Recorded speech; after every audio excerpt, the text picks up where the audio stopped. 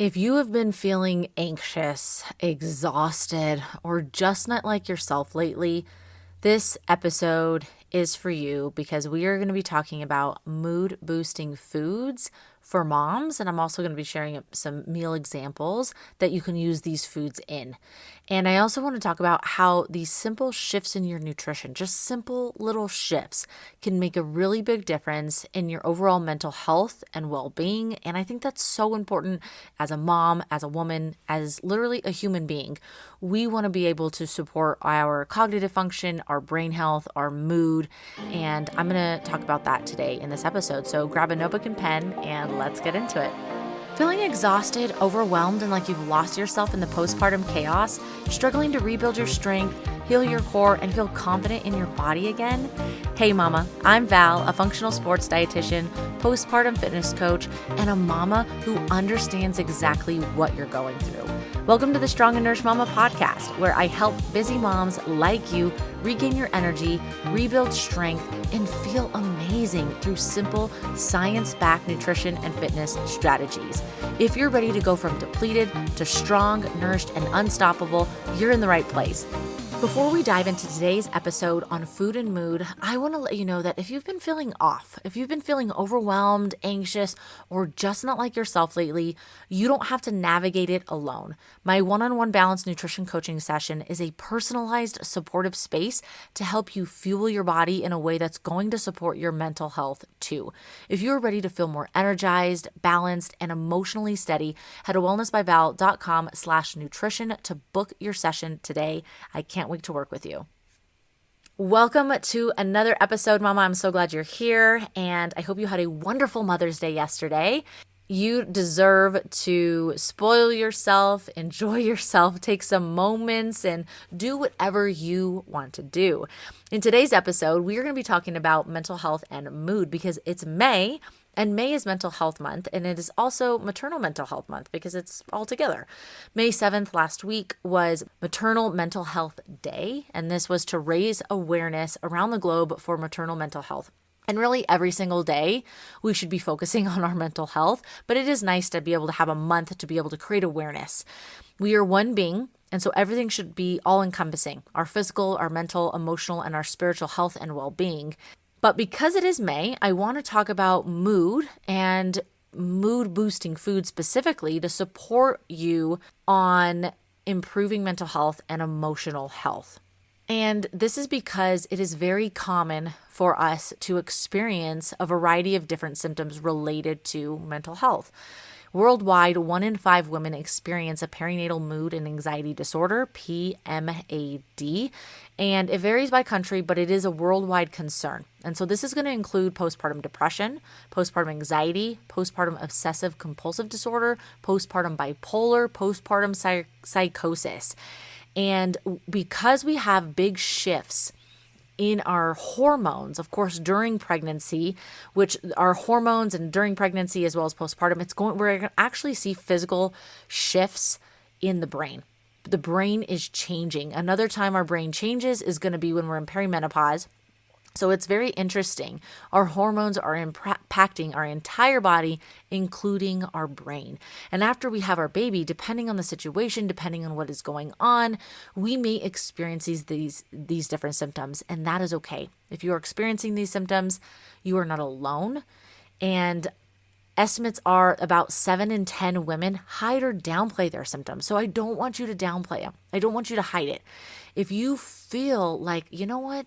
I have a little bit more anxiety than normal. It is okay to talk to your doctor and to really understand what's going on, but also to seek help because you are not alone. 70%, 7 in 10 women are hiding or downplaying.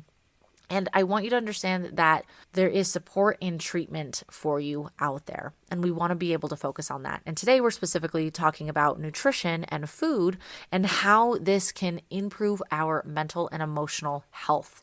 So after we have a baby, we are very depleted. I've talked about this in a previous episode. We're nutrient depleted.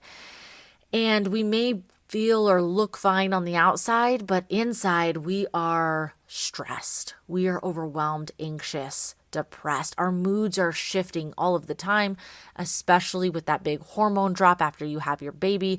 And then especially if, you're a new mom, maybe this is the first time you're going through this, and it can be very isolating. You're like, am I the only one going through this? I talked about this with Ashley Rocha in a previous episode 41, where we talked about mom rage and all of the very common things that come along with being a mom and the increased stress and emotion that comes with it. So we need to normalize mood shifts. Mood shifts are common for moms, and nutrition is often overlooked as a contributor. And this isn't about dieting or perfection, like, oh my gosh, you have to follow this specific mood boosting diet. It's just small shifts that support your brain and your body. And there's so much more that goes into mental health, but today we're specifically talking about food. So let's get into it. How does nutrition impact mood? First, let's talk about the gut-brain axis. I love the gut-brain axis. The gut-brain axis is this multifaceted bidirectional communication system. So in other words, it is this super highway. You have what's called your vagus nerve. It's my favorite nerve to talk about. I talk about it probably most days of every single week. And what your vagus nerve is doing, well, let's first talk where it's located. From the brainstem all the way down your spine to the top of your tailbone. And along the way, it's innervating all of these different organ systems. So, of course, to help you swallow, to help you breathe, and then in the gut, also known as the second brain or the enteric nervous system. So when you have a gut feeling or, oh my gosh, I'm nervous, I'm about to go speak, or I'm about to go do a race, you may have to run to the restroom and go to the bathroom. And this is because of the vagus nerve and this bidirectional crosstalk. Now, anteriorly on the spine, so in front, is going to be the sympathetic branch of your autonomic nervous system. And then posteriorly on the back of the spine is going to be the parasympathetic branch of the autonomic nervous system, your rest and your digest. And so everything that we're doing, you have this highway that's communicating back and forth from the brain to the gut, to the gut, to the brain, and to the rest of the body. This is important to understand because especially if we are experiencing lower mood or we're experiencing maybe some anxiety, whatever it is that we are going through, we have to understand that our gut is also impacting the brain. And this is big. This is big because of that enteric nervous system. And of course, the central nervous system is involved. But the gut microbiome is also going to impact our mood. And especially if we have a good amount of good guys in the gut microbiome and we don't have as many bad guys or those opportunistic microbes that are going to thrive in certain conditions. So the gut microbiota exhibits anti-stress and anti-anxiety properties by modulating the activity of the vagus nerve and secreting neurotransmitters. So 90% of your serotonin is released in the gut.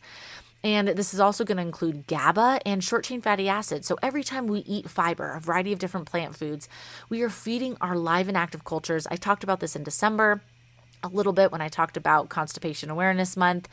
And when you eat these fibers, your microbes gobble them up, and then they produce these byproducts or postbiotics called short-chain fatty acids, butyrate, acetate, and propionate.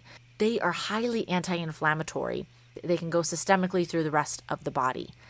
And so what we are eating is having an impact on our gut microbes, and of course what our microbes are producing, but it's also having a direct impact on our neurotransmitters, serotonin, GABA. So it's going to impact our mood. And with that, it's going to have a crosstalk from the gut all the way up to the brain. And that's through the vagus nerve. And we want to be able to activate our vagus nerve multiple times a day. And unfortunately, we are going go all day long from the moment we wake up to the moment we go to bed. And we're not taking what I call these parasympathetic breaks throughout our day where we are resting and digesting, taking deep breaths and relaxing. So we want to be activating the parasympathetic nervous system when we are eating, digest, and then before we go to bed, rest and digest. That is a way that nutrition is going to impact our mood because what we eat is going to go to the gut, and that's going to directly impact the brain. If your diet is lacking certain nutrients, it's lacking real whole foods, it's lacking fiber, and we're going to talk about specific nutrients in a minute, then you're going to actually starve those good guys in the gut. And that's going to actually increase those opportunistic microbes where you're going to basically feed those bad guys. And then that's where we can see a shift in our mood, anxiety, depression, because that's going to directly impact the brain. And that's because we're going to have a release of more inflammatory compounds, cytokines, and we're also going to have a release of LPS. And so the breakdown of these not so good microbes, we have low-grade inflammation from these lipopolysaccharides, LPS, and that can actually cross the blood-brain barrier. And so that's going to definitely impact our mood. I also want to talk about blood sugar balance, and that's also going to be related to inflammation because those are key players when it comes to mental health. Because if we have blood sugar dysregulation where you're going up and down, and we're not kind of doing these like little hills and valleys, but we're doing like these roller coasters and blood sugar, that's going to impact cravings, that's going to impact mood, and of course the food choices that we decide what we're going to eat. And this is also going to impact inflammation because the immune system is going to be going crazy. And the immune system is working so hard to be able to calm everything down. Now, I want you to think about something. 70 to 80% of your immune system resides in your gut, in your second brain, where the enteric nervous system is. And so we want to be supporting our gut health to be able to support our brain health and our cognitive function and our mood. And I don't want to dismiss how sleep and stress can also impact our mental health. And then with poor nutrition, that's going to be a compounding effect. So we want to be able to take a holistic approach, and that's something that I do when I'm working with you one-on-one. We're going to take a holistic approach, and we're not only going to look at our nutrition, we're going to look at our movement, our sleep, our stress, and we're going to see what's going to be realistic for you to start improving overall health, well-being in a realistic way because, hey, we're moms and we're super, super busy. If this episode has you thinking about how much food impacts your mood, energy, and mental clarity, the 21-day Summer Reset Challenge is your next step. It's not about restriction or rules. It's about fueling your body with simple, nourishing meals, moving in a way that boosts your mood because movement will impact our mental health, and building habits that actually support your mental well-being. You're going to be getting support, structure, and tools to feel more like you again just in time for summer. So come join us at wellnessbyval.com/summer. We start soon, Monday, June 2nd, and I would love to see you inside the challenge. So there are so many different things that are impacting our mental health, that are impacting our mood, with nutrition being one of them. So let's talk about some key mood supportive nutrients that moms often miss. Let's first talk about omega-3 fatty acids. We've talked about omega-3s a lot on the show, and they're very, very important. What foods are going to contain our omega-3 fatty acids? EPA and DHA, of course, are fatty, oily fish like salmon.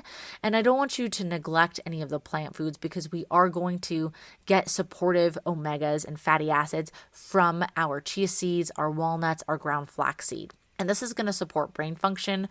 It's going to reduce inflammation. They're also going to have fat and a little bit of protein in them, so they're going to help keep you satiated. So omega-3s we do not want to neglect. And you can add in some salmon, chia seeds, ground flaxseed, and walnuts. Magnesium, which is my favorite mineral and nutrient of all time.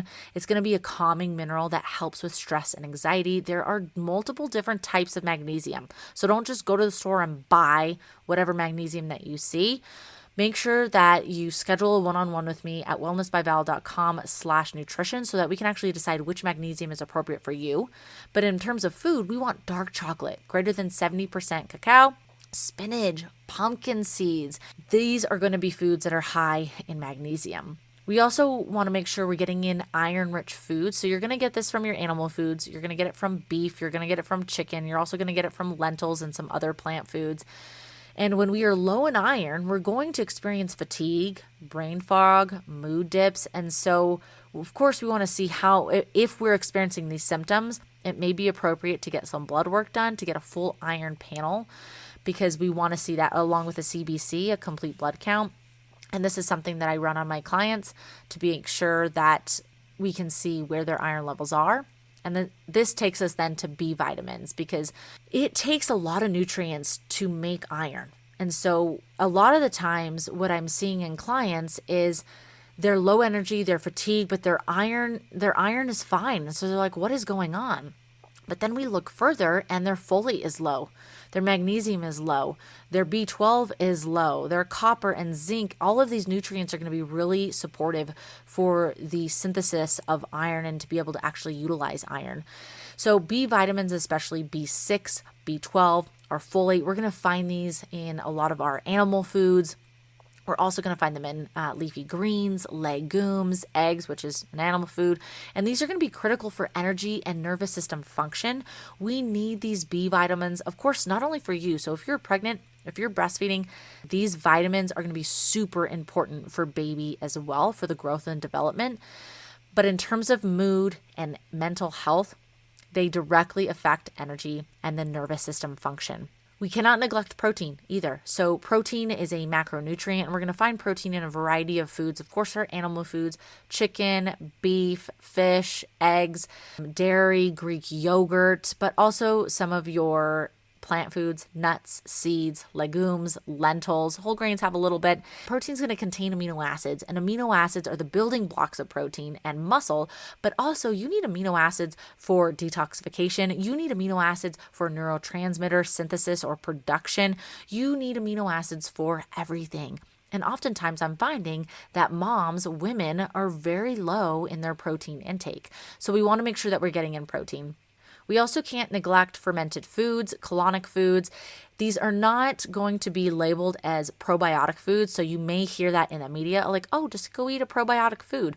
Well, we don't know how many or the actual type or the strain of bacteria that is in these fermented foods. So kimchi, sauerkraut, yogurt.